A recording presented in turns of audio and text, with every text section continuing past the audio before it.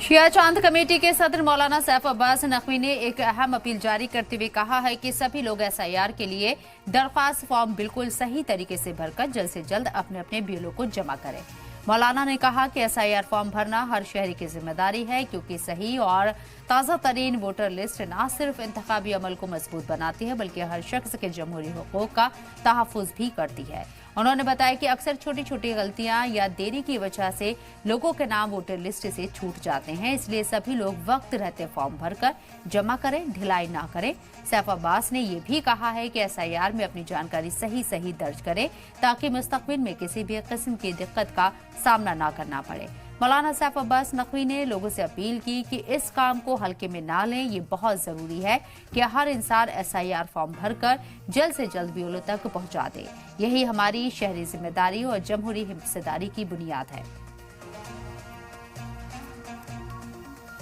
Election commission की तरफ से जो एसआईआर का प्रोसेस शुरू किया गया है, मैं ये समझता हूं कि इसके सिलसिले में बहुत से कंफ्यूजन क्रिएट किए जा रहे हैं और लोगों को बहकाया जा रहा है। लेकिन मेरा मानना ये है कि चूंकि ये होना भी चाहिए कि जो वोटर लिस्ट है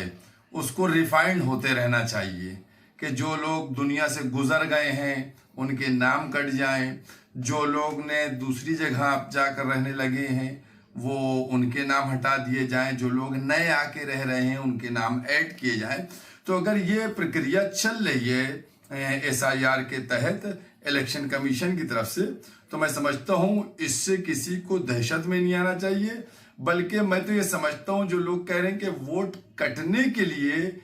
काटने के लिए काम किया जा रहा है, बल्कि वोट काटने के लिए नहीं, वोटों को जोड़ने के लिए किया जा रहा है। अगर आप एक्टिव हैं और आप जो बीएलओ आपके यहाँ आ रहा है और आप एसआईआर का फॉर्म भर रहे हैं तो आपका वोट तो ऐड होएगा। मैं समझता हूं कि हमारे प्रदेश की जनता को चाहिए कि जो ये प्रक्रिया चल रही है, जिसकी अंतिम तिथि शायद 4 दिसंबर है, उससे पहले सब अपना एसआईआर का फॉर्म भर दें ताकि उनका वोटर लिस्ट में नाम आ जाए।